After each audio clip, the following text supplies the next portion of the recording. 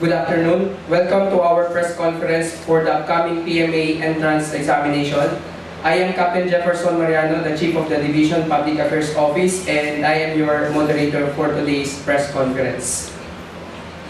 To give you a brief background, the Armed Forces of the Philippines, through the Philippine Military Academy, proudly announces the start of the annual PMA entrance examination for 2024. The PMA entrance examination will be conducted in 46 examination centers throughout the country on the following schedule. On 24 to 25 August 2024, the scheduled PMA entrance examination for Class 2029 in Eastern Visayas. First is in Leyte National High School in Tacloban City and in Camp Lukban, Barangay Maulong, Catbalogan City, Samar, here in Abanador Hall. The PMA entrance examination is the first stage of the rigorous and competitive selection process for PMA cadetship in the premier leadership school in the country. Future PMA cadets undergo the 4-year cadet program and are molded to be officers and leaders of the tri-service of the AFP, namely the Philippine Army, the Philippine Navy, and the Philippine Air Force. They will earn their Bachelor of Science degree in Management, major in Security Studies, and be commissioned as Second Lieutenant or Ensigns in the Armed Forces of the Philippines. PMA cadets are provided with monthly pay and allowances, initial clothing allowance, and other support services in connection with their training and development.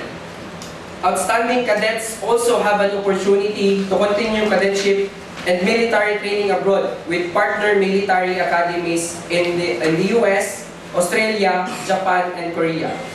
PMA is at the forefront of the AFP modernization program because its graduates are the ones to lead the armed forces in the years to come. As such, cadets are the receiving end of the state-of-the-art defense equipment and capabilities. Again, to our members of the media, allow me to introduce the members of our panel. First is Brigadier General Perfecto P. Peña-Redondo, the Assistant Division Commander of 8th Infantry Division. Also, we have Major Fidel Adrian C. Dino, PA, Officer in Charge of the PMA Proctor Team. Also together with us is from the media. First is Ma'am Letlit Tenya of One Radio. Also, we have here Sir Rene Castino of RJFM. We also have Sir Ronald Alcantara of PIA. Ma'am Glessy Borinaga of One Radio. Sir Ray Gaspay of SamarNews.com. By the way, sir, JM. Sir JM Sabino. Infinite Radio Calvayo. Infinite Radio Calvayo. So first, may I call on Brigadier General Peña-Redondo, sir, for his opening message, sir.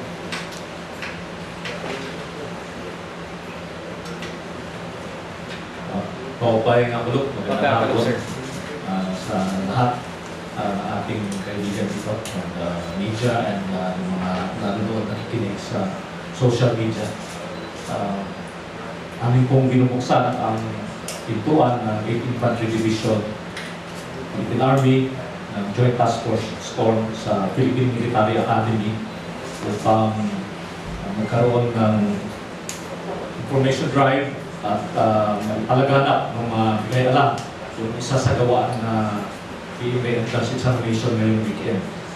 Ang activity naman na ito ay nai-announce na earlier and it is being done annually by the Philippine Military Academy. As a matter of fact, I took the exam myself 38 years ago. Tagal na yun, in 1986, in my own place. So, this is really an opportunity for our kabungto, Biniha, Catbalogan, dito sa isla ng Samar. Or maybe neighboring islands, no, na talagang interesado at kwalipikado na pumasok sa PMA. Ang pagpasok sa PMA, kailangan tumaya ka, pero hindi ito loto. hindi ito loto na maramihan ng taya o yung numero ay pinapanaginip o kaya kung saan-saan mo huhutin. Ang numero nito, kukunin mo doon sa examen. Yun ang taya mo. Kaya, yung magtataya lang o kaya yung mag-take ng exam, pwedeng manalo o kaya makakuha ng slot para dito sa isang pamamaraan o eksaminasyon na dinisenyo para mapili, makuha yung karapat-dapat ng mga kabataan. Kasi medyo merong grupo na pinapatukoy na kwalipikado para dito. Yun na nga, ako, kinuha ko yun 38 years ago. And yun, nag-umpisa doon sa proseso na yun na nagtingin. Actually, hindi ko na masyadong yung mga kagaya ngayon, napakarami na ng informasyon na bibigay natin sa publiko tungkol sa proseso na ito ng examination. So, we'll just focus for this afternoon on the PMA entrance examination process, the procedures. Kasi ang isang purpose natin talaga dito ay mahikayat yung pwede pang mag-walk-in. Kasi yung application process has started earlier this, sabi ko annual ito eh. So meron na talagang nakatalaga na mag-i-examine dito sa Amplupan on Saturday and Sunday, around 141 na nakasubmit na, naka-lodge and they have been screened. Yes, validated. Verified and validated. So we are expecting them in the next this weekend. Plus, yung purpose natin ngayon is to reach out to those who are qualified. So with that, perhaps later on, yun ang ano na. But once again, the 8th Division as the major unit of the Armed Forces opens its door and will assist the Philippine Military Academy dito sa region. Yung isang examination center is in Rito, di ba? Yes, sir. Tacloban. Yes, sir. So, ang aming mungkahi sa ating mga stakeholders, mamamayan, to help out, no? Reach out to those who can still do the walk-in on Saturday and Sunday. So, thank you for coming. Thank you, sir. Likewise, for Major Denny, sir, for short points of answer for our activity. Again, sir, ma'am, maupay nga po hatong niya tanan. I am Major Fidel Adrian Zaydinio. I was once assigned here in 8ID as member din ng actually 19th Infantry Battalion. But for today, I will be speaking in behalf of the Philippine Military Academy as the officer in charge of the PMA Proctor team, which will be conducted this weekend on the 24th and 25th of August dito po sa Headquarters 8th Infantry Division. So, at the outset, I would like to thank po na pinaunlakan niyo po yung invitasyon namin through po ng 8th Infantry Division for us to give a information na maiparating namin sa mga qualified applicants na meron po kami ikakandak na entrance examination for those aspiring cadets for the PMA. So, yun lang muna po, sir, ma'am. I will be answering questions or clarifications po, ma'am. Thank you very much.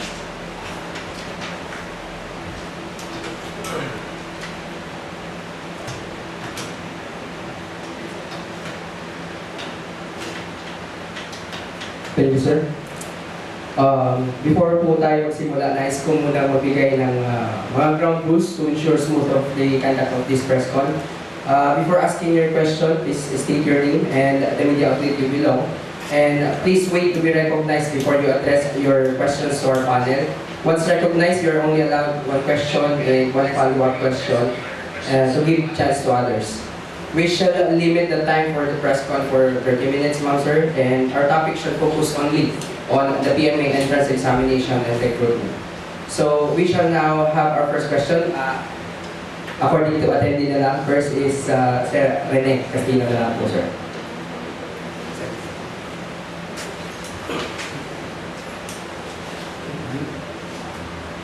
Good afternoon, sirs. Good afternoon, sir. I am Rene Castillo of RJFM 97.7. Si ADC was mentioning about walk-in, and we already have 141 as far as Major Dino is concerned, already screened. So, how many walk-in will be accepted or maybe screened for this particular examination here sa Kaplapan?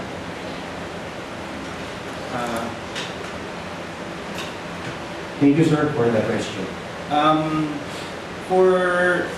Wala pong exact number, sir, no, kung sasagutin po natin yung question. As long as kaya namin silang i-facilitate, then we will be allowing them to take the exam. But dun sa schedule po kasi namin is a 2-day, and considering po yung venue natin for the exam, which is yung Abanador po, ang capacity lang po kasi niya is 150. So at any one time while conducting the exam, we will be catering 150 examinees. You mean isang setting lang yung 150, sir? Yes, sir. For the first conduct of exam, sir, 150 lang po talaga, sir, yung kaya namin. Limitation na rin po ng venue namin, sir. In other words, 9 na lang yung pupunin out of 1 2 days. Yes, sir. 2 days na lang po, sir. So, 150, 59. Thank you, sir. Thank you. Thank you. Or more. Magdidepende po, sir, sa ano, sir. Okay. Let's say more than 150 enters out in the 2 days. Will the 160th still be able to take the exam somewhere else? Meaning sa next Yes, sir. i-refer niyo po, hindi niyo bang, kasi mayroon pang susunod sa Manila po. Yes, sir. The exam po kasi, sir, the scheduled exam on the 24th and 25 August is examination po for Visayas Cluster. Hindi ko na-mention kanina, the Visayas Cluster po yun. So, meron pong actually 8 from the Visayas and 2 from Bicol Region na exam center for 24 and 25. Since nauna na po yung Mindanao Cluster last 10 August and 11. And then meron pa pong mga schedule ng entrance exam by September 7 and 8 and September 21 and 22, which will be sa NCR and Region 4A and Region 4B, and then doon po sa Central and Northern Luzon na po. They may be entertained po dun, sir, kasi kahit kami, if you are registered applicant or registered na examinee dito sa Tacloban, and yet nakita mo na mas malapit pala, nandyan lang pala sa Samutjong o sa Yabo, mas malapit lang papunta dito sa Catbalogan, they will be treated as transferee. So pwede pa rin po namin siyang i-cater. These are for the regular applicants. Since the regular applicants po kasi is may mga kanya-kanyang center na po sila. And then, ganun po, sir, kung kaya nilang habulin on the next schedule, they will still be entertained po doon. Kung gusto po nila mag-travel to Luzon na po yung next na schedule. Yes, ma'am. Ma'am Litlit Tanya from One Radio. Good afternoon, sir. Litlit Tanya from One Radio. Sir, sino pa ang pwedeng maging PMA cadets?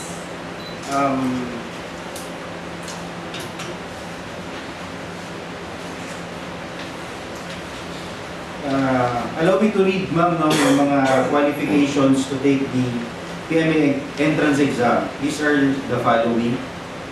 Natural born Filipino citizen, at least 17 years of age, and not a day older than 22 years of age on admission day, which will be on June 1, 2025. Meaning po, yung birthday niya should fall between June 1, 2003 to June 1, 2008. So, and must have a barefoot height of at least 5 feet and not more than 6 feet and 4 inches. Must have at least senior high school grade or GPA of 85%. Must be at least a senior high school graduate before the admission day, and must be single and never been married, never born or sired a child. So, yun po yung basic requirements po for you to be qualified for the entrance exam. Sir, follow-up, sir. Yes po. Pag nakagraduate po sila ng PMA, sila ba ay pipili kung saan sila? For example, sa Philippine Army, sa Philippine Air Force, o sa Philippine Navy?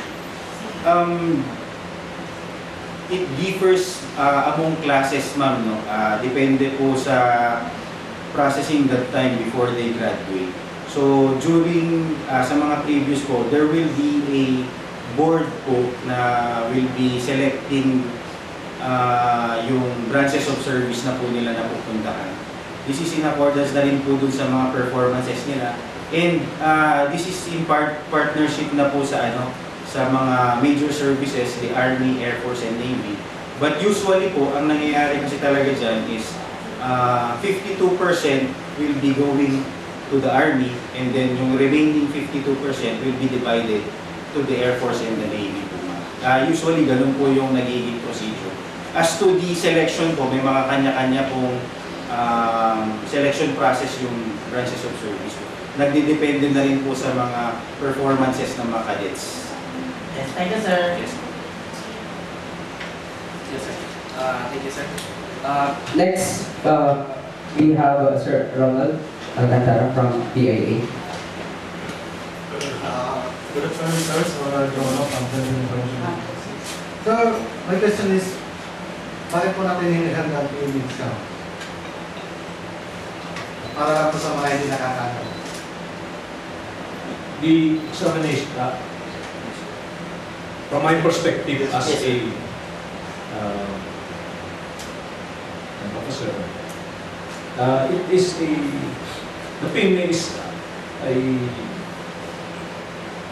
constitutional institution that is that has been established for Filipinos to be part of its armed forces.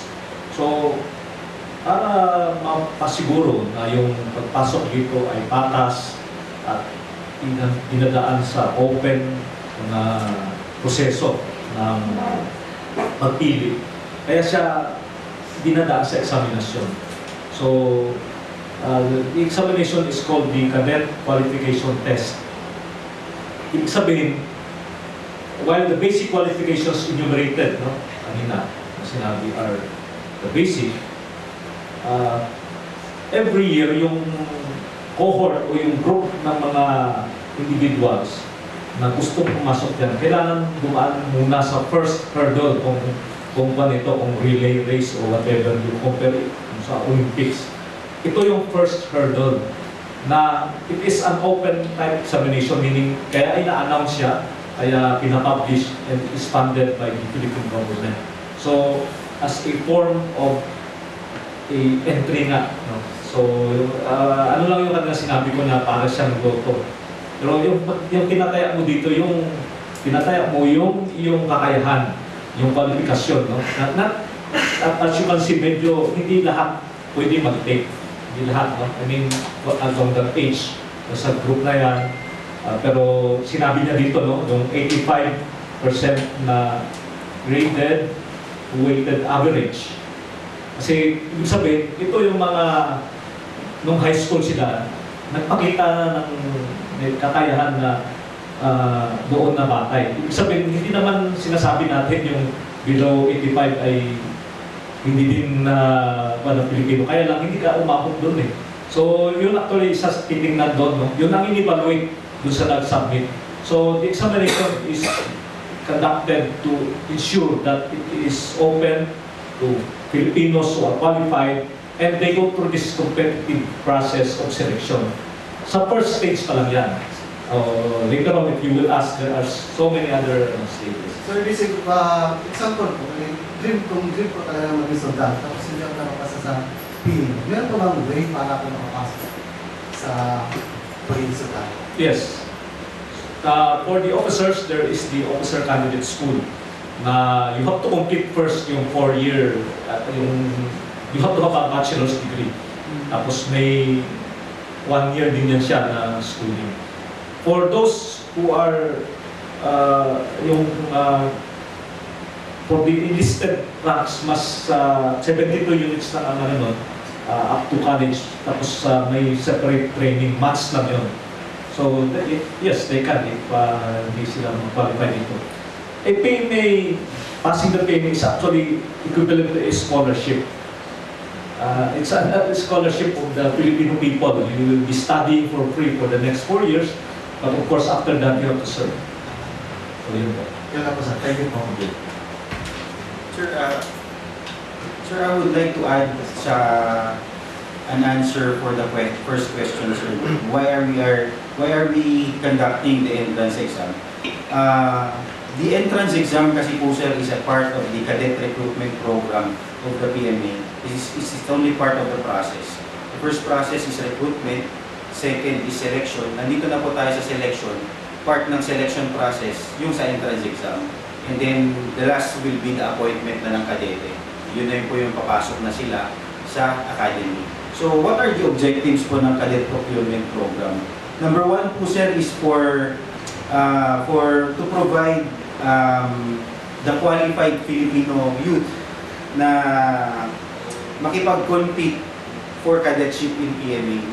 Just like our assistant division commander had mentioned, sir, and ma'am, that it is a full scholarship kasi yon yung pagkakadete. Another main objective, sir, is of course, to obtain the best cadet material. So we are actually looking for the best and the brightest for us, best and the brightest, and that will serve the country. So yun po yung namin, yun yung pinaka-objective po ng selection process niya. Thank you, sir. Yes, sir. Thank you, sir. Next question from One Radio, Ma'am Leslie Borinaga.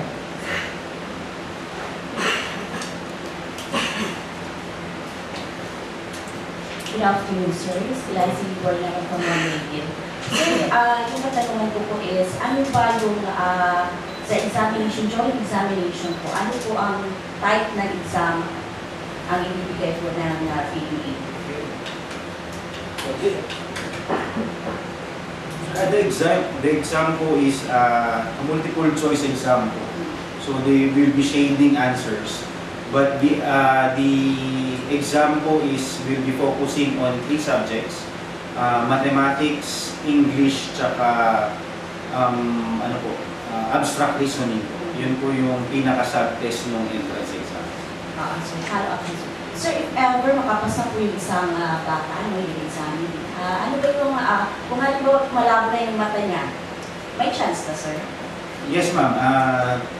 By that time, ma'am, when the applicant or the successful examinee will be reporting in Viluna sa Quezon City, they will be having a complete physical and medical exam. Yung malabo yung mata, naging applicable pa po sa amin dati. But however po ngayon yung medical board number 1, since we are recruiting also yung sa mga technical skills na rin po, which is, sabi nga nila is, paano ka makakapag-recruit ng isang IT expert na may 20/20 vision. So, siguro, naging, na rin po nila yun, na kahit na medyo malabo yung mata, is nako-consider po sila. Thank you. Yes, sir. Yes, sir. Yes, sir. Thank you, sir. By the way, for the information of everybody, we are coming live from the 8 Infantry Stormtroopers Facebook account, sir. cross-posted with our partner agency, the Philippine Information Agency, Region 8, and live din po tayo sa Radyo Pilipinas, Borongan, Southern Leyte, and Leyte and Catarman, sir. So for ating mga friends or may mga katanungan, pwede po ninyong i-raise yung mga questions ninyo through our online platform para ma-address po natin yung mga questions ng mga viewers natin. Next question will be coming from Sir Ray. Meron po kayong question, sir? Sir Ray from Summer News. Thank you. Good afternoon. Radio Spy, SummerNews.com, based dito po sa Kapamana. Kanina, i-mention about this examination, this is competitive. At may passing mark na dapat makuha ko. Yes, sir. So, meaning to say, yung examination na ito, this is not quota-based. Depende kung ilan makakapasa. It could be 100% of the applicants to pass. Okay, good.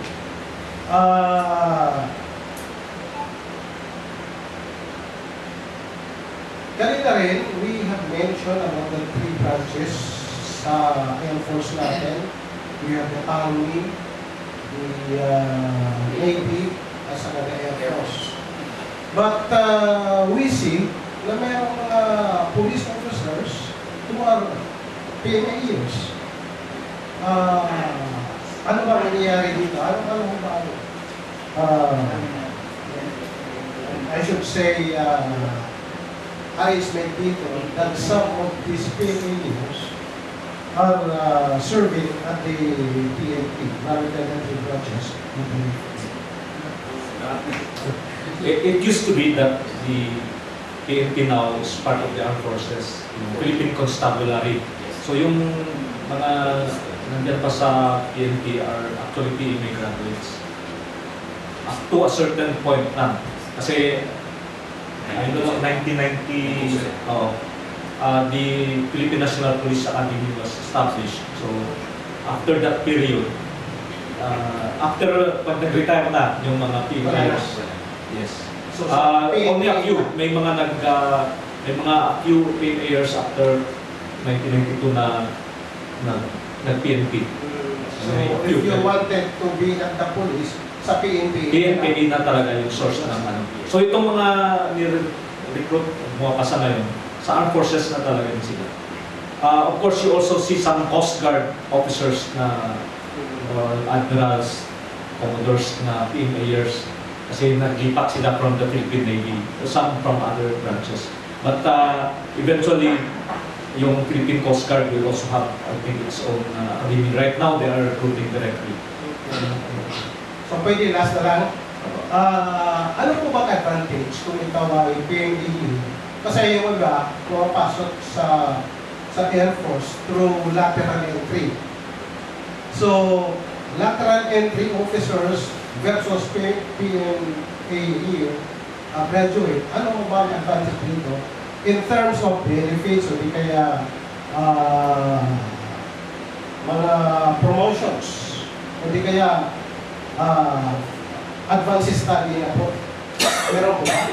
Actually, parang kang pumasok sa kampo na iba-ibang gate yung pasukan mo. And gate 1 ito gate 1. May gate 2 naman, gate 3. So wala naman talaga siyang pandon. These are modes of joining the organization of the armed forces. Of course, sa PMA kasi sabi ko nga, it's a scholarship. So the 4 years that the government pays for it. Yung pumasok sa gate 2, kung hindi mga na-ano sa akin, they have to pay for the... But some are graduates din ng state universities and colleges. So,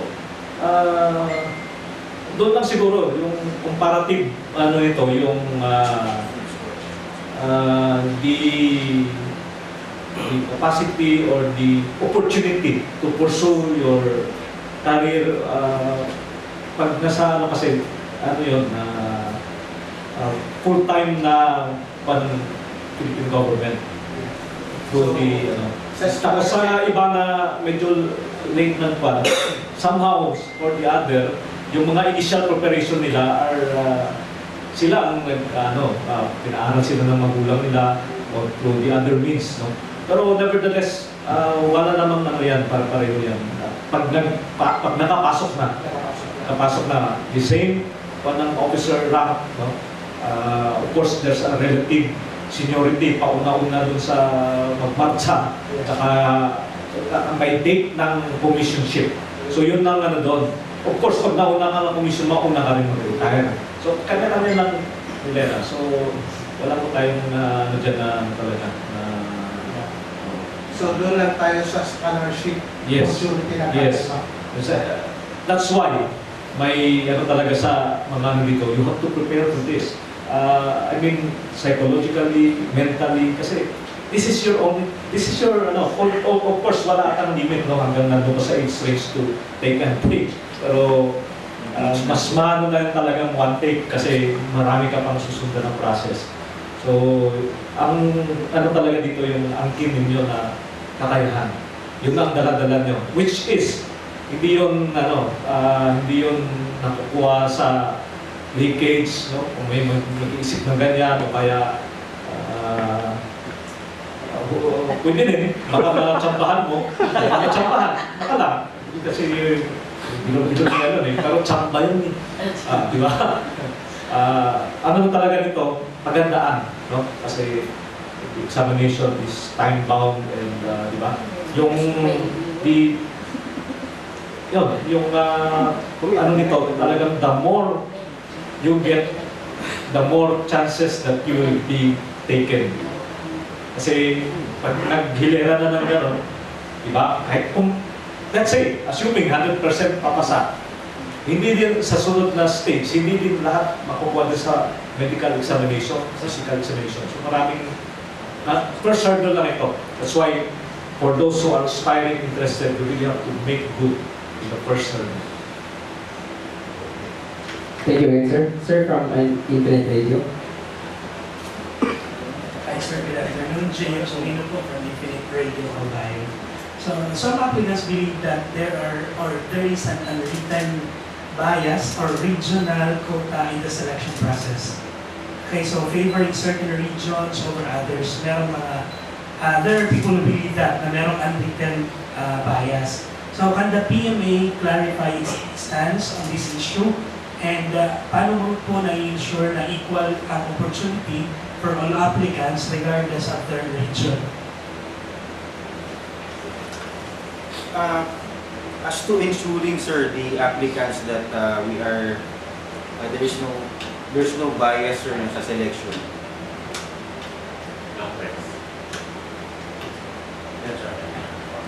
As to ensuring the applicants, sir, that there are no biases, as compared to the different regions, sir. We are conducting the same sequence, sir, in all exam centers. Same lang din po, sir, yung mga ginagawa, kinakandak mismo natin. Wala pong pinagkaiba. So, it will not be biased talaga, sir, sa mga applicant. So, equal opportunity, the same content of the exam will be taken ng mga examinees. So, I think that would ensure the applicants, sir, na wala pong bias. Hindi naman po namin, hindi po namin pwedeng palitan yung exam from this testing center and another testing center. So, same sequence lang po lahat yung selection process natin, all throughout. Okay, another follow-up question. Meron bang specific number na mapapasa or makakapasok sa PMA sa buong bansa? Magdidepende po yan, sir, sa dictated po kasi yan ng General Headquarters. But usually, as per historical data, ngayon po, sir, is the members of class 2028 and 2027, yung lahat po ng classes na nasa core ngayon is nag-range na po sila ng 300 to 350. So, we have recruited, pumapasok sila 300 or to 350. So, medyo mas mataas na po siya as compared Okay, so another na lang, because this is, I guess, important. So, ranging from 300, what if mayroong nakapasa na 400 or 450, lahat ba i-accommodate or i-trim down to 400? It will be trimmed down talaga, sir. It is again, we will be selecting talaga the best. So not necessarily talaga that this is the first part, the written exam or the cadet qualification test is only a part of the selection process. So, hindi po guarantee, no? Hindi pa siya guarantee. But it is the first stage for First you. stage of the Yes. exam. It is only the first stage, but not a guarantee for you to be appointed as a PMA cadet. Yun po, sir. Thank you so much. So, again, no, first hurdle siya. So, it's a qualifying test. Pag na-qualify ka na, may selection pa. Nandun yung physical fitness, nandun yung medical, dental, psychological. Then they will go through the process of deliberation. May interview, deliberation, para to ensure. No? Ang purposes ng examinations aside from being competitive is to, as much as possible, predict yung individual's ability, competence, and aptitude. Meaning yung trainability niya na matapos yung, let's say ito, yung 4 years sa Philippine Military Academy. And record bear na full time, hindi madali talaga. Hindi madali yung entire process of the PFA education. But then again, that should not be a hindrance for those who are really interested, qualified, and through the encouragement din ng kanilang mga kaanak. Kasi yung iba dyan, medyo merong alinlangan na paano, hindi pa muna, mag-exam ka muna. Tsaka nalalaman na yan, and then go through that process. And then make the decision ultimately when you pass the entire process and you are selected. Kasi that is a blessing, that is an opportunity for every and any Filipino. I would really encourage yung taga-Katmalogan. I have a classmate or classmates na taga dito. General Anton Abrina. Then kakausap lang si Commodore Vince Bala. In fact, Commodore Sibala is a graduate of the U.S. Naval Academy. Then there's another taga-Katmalogan, Cadet Munoz, who is now in the West Point, United States Military Academy. Kasi bago ka magpadala tayo sa Pilipinas ng mga service academies abroad, kailangan pumasa muna ng PMA. So yung mga magaling dito, ginagalingan na sa examination na ito, may opportunity pa para ipadala ng Pilipinas abroad na doon magtapos ng training nila sa United States, United Kingdom, sa Korea, sa Japan. So it's actually would broaden the opportunity for Filipinos and doesn't discriminate kasi there's no such thing as a regional bias. Wala naman talagang question doon kung waray-waray ka o ano eh. The tests have been standardized in a manner that will ensure that it's fair, it is reliable, it is valid. Yun lang, I know. I'm not a good surmise that the Academy is ensuring the standard because what the Academy takes in and takes out, meaning kaya sa amin and mga colleagues na produkto din ng sistema na ito, yun ang binabalik natin sa taong bayan. So kung hindi maayos yung sa initial pa lang na proseso, pagpipili, hindi din tayo makasisiguro ng ilalabas na luluwan ng nagiging tagapaglingkod sa ating taong bayan. Thank you, sir. Before we go to our last question, sir. Sir, question from the online mga taga-subaybay po natin from Sir Jerry Mostoles Parinas.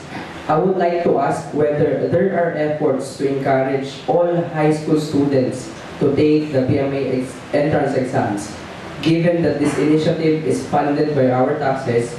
By maximizing the number of applicants, we could potentially increase the pool of candidates. Additionally, could we consider designing a series of practice exams to help high school students to prepare for the PMA entrance exam?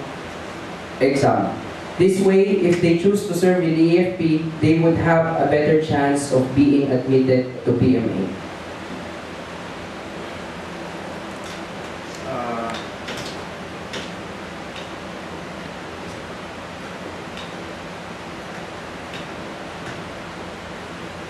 As to the first part of the question, sir, what are we going to, what we have done is the PMA have been advertising the entrance exam since siguro po mga at least 2 months ago. So these are forwarded in the social media accounts, official social media accounts of the Academy.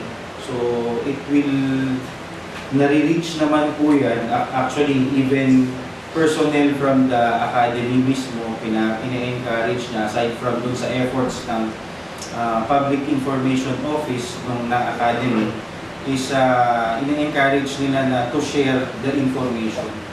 And ganito po nga, kapag malapit na po yung date of exam, and we are reaching out to you for it to be disseminated also sa mga lahat ng pwedeng ma-reach out natin yung mga aspirants na mag-take talaga. Since ang ibang apprehension kasi ng ibang aplikante is, nag-down na yung online registration, so hindi na kami makakapag-exam. So at this point, we would like to announce that we are accepting walk-in applicants. At the time po ng exam date mismo is we will be processing them. We will be verifying and validating po sir yung mga pupunta na interesadong walk-in applicants. As to sa second part ng question, if there will be practice exam, I think the current educational system naman po will suffice for them to be ready dun sa exam. Kasi para rin naman siyang somewhat similar with a college entrance exam, since it will be, yun nga po, mag-graduate sila with a Bachelor of Science degree. So it is equivalent yung exam as a college entrance exam. However, may mga the design itself is for PMA lang talaga. Thank you. Just to add, that would be a very welcome din talaga siguro na specific group na i-address natin, yung mga graduating high school. The question or the sort of suggestion was pointing out the higher opportunity and the possibility of graduating high school, kasi parang sila hindi na kayo forward going to college, makapasok na agad sila. Pero that again would be a collaborative effort ng family, kasi somehow or another yung mga high school nasa ilalim pa rin yan ng guidance ng mga magulang. So would encourage mga parents, guardians, and the school principals and teachers to, if you see potential or interest in your graduating high school students, to encourage them to apply. Kasi yun nga, mas talagang mataas yung success nila kung earlier sila pumasok. Kasi mas matagal yung service sa kanila. But then again, that's just that would be left to the decision of the individual and yung yung family, yung parents, and then yung kanilang sa school. But that would be a very welcome and maybe for the PMA consider particular group na i-recruit.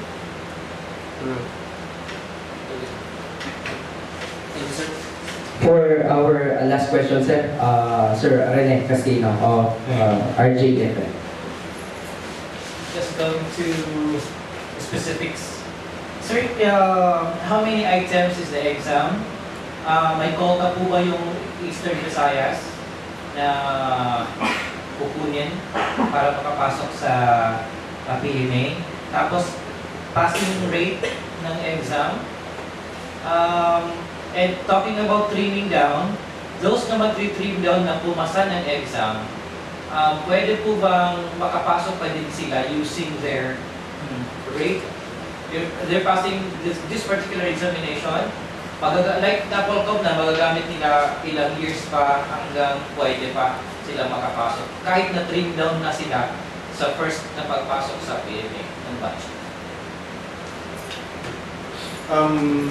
Sir, ano po yung ulit na first question, sir? Items. How many items? Items, sir, I'm not sure, sir, kasi bago, kasi kami, we will be just administering yung exam. So, as to the items, hindi pa namin alam kasi kami mismo, hindi rin namin alam yung examination booklet. Ang alam po lang namin is yung duration po, yung time constraint na per sub-test na ikakanda. Hindi lang ako particular kung ilang items yung bawat sub-test po, sir. And then another Quota. anong ibig sabihin na quota, sir? Do we have a specific number of passers from here? No, sir. As stated earlier, sir, those who will be passing the exam, yung totality po ng exam, will be will be given the chance na to proceed at the next phase po, sir, or the next stage ng selection process, which will be for complete physical and medical exam. So, kailangan po talaga nilang galingan yung performance nila during the exam. Passing rate. As per historical, yung exam mismo, sir, the rate, sir, hindi rin po namin alam yun, sir. We are just proctors. The checking of the exam is nakadepende po sa, meron po kasing entrance exam committee. Hindi na po namin yun as proctors. Our responsibility lang, sir, dito is for us to administer the entrance exam. Yung matitrim down. Yung matitrim down naman po, sir, na nakapasa na. And then mag-a-apply po siya ulit. Kung hindi siya makapasok sa 350. Hindi po, sir. Talagang hindi siya appointed, sir. Okay. Yes, So sir. wala na.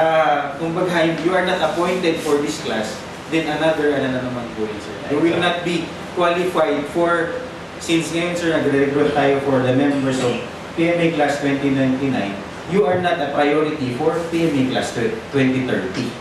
So another, another application po yun, sir. Back to Yes, zero. sir. Another, Talaga sir. Yes, sir. Pa-review. You are not Clarification na lang. Small clarification na lang, sir. More clarification for Sir Ray. That's right.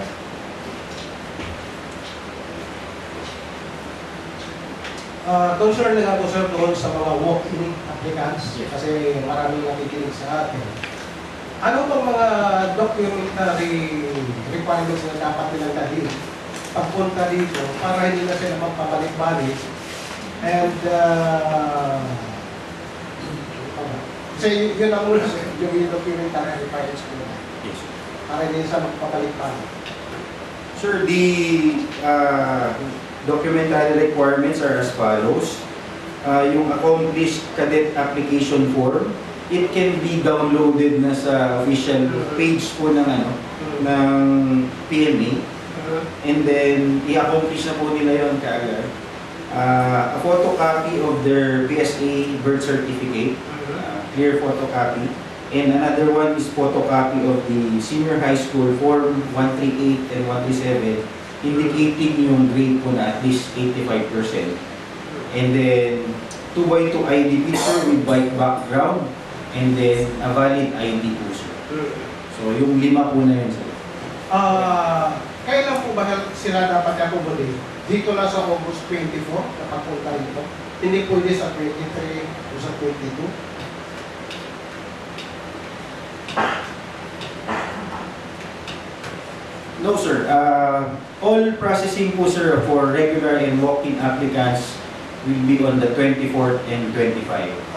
So, allow me to announce, sir, yung opening po, sir, ng processing namin as early as 6 a.m., so 600, we will be entertaining the applicants na po, sir.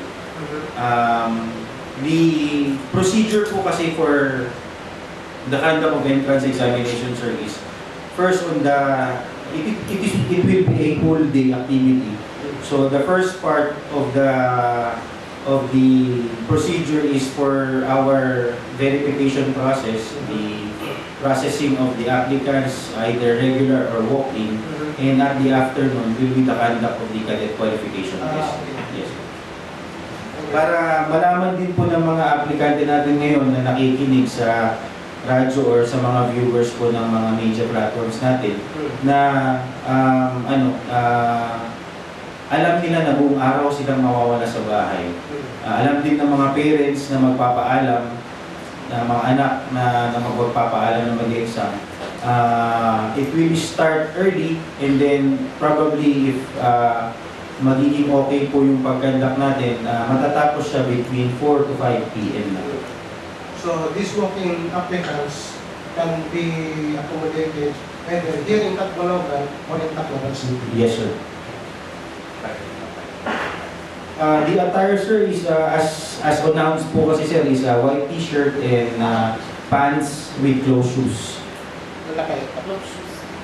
Closed shoes. With respect din po, sir, sa allow me to announce din po, since the venue of the exam is inside camp ng headquarters 8ID, we are following some camp rules and regulations. So makinig lang po tayo sa mga competent authorities na naka-take post na yung sa mga restrictions within camp sa mga papasok. Lalo-lalo na po yung mga hindi familiar inside camp.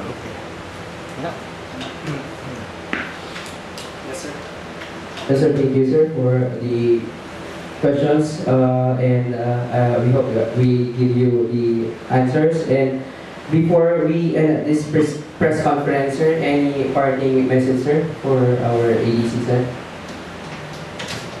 First of all, thank you very much to our friends from media for coming over and for giving the opportunity to announce and let our people know. So kindly help us propagate the information na mag-reach out doon sa ating potential na mga applicants, especially in this region. And the 8th Infantry Division is gladly assisting the Philippine Military Academy as our AFP-wide support unit that will be the source of the future leaders of the armed forces as the next generation of officers. So once again, thank you very much, ladies and gentlemen, for your attention and for giving us your precious time. And for the potential applicants, we wish you all the best. God bless you and your undertaking.